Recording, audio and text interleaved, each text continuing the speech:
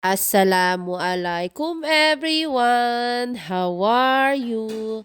Ayan yung asawa ko pala ay naglilinis ng kalan. Kasi nga daw kahit pagod siya sa trabaho ay tinutulungan niya ako diyan sa gawaing bahay. Kaya ayan siya ngayon naglilinis ng kusina. Alam nyo ba, napakaswerte ko talaga dyan sa asawa ko na yan kasi sinasabi niya sa akin lagi na hindi daw madali ang nasa bahay. Kaya siya talaga lagi niya akong tinutulungan sa gawaing bahay. Alam nyo ba, napakapalad ko talaga sa aking asawa kasi lahat kaya niyang gawin. O kaya ako diyan ay mayordoma, nakaupo. O saan ka pa, 'di ba? Ayan, nagwawalis din siya.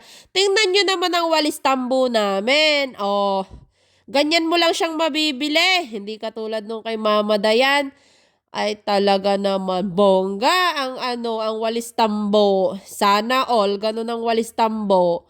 Tingnan niyo ang aming walis tambo. Ay, ang aking mga anak, abala. Ayan, naglalaro sila diyan.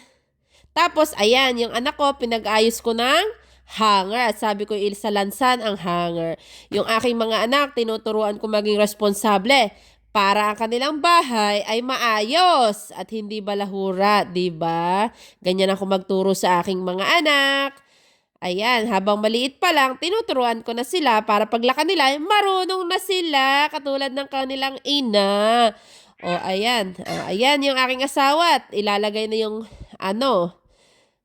carpet diyan sa kusina. O, tingnan nyo. Talagang napakaswerte ko diyan.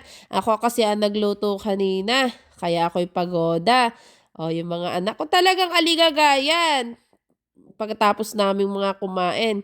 Kaya, ayan, follow mo naman ako. Maraming maraming salamat. Jazakur Kairan.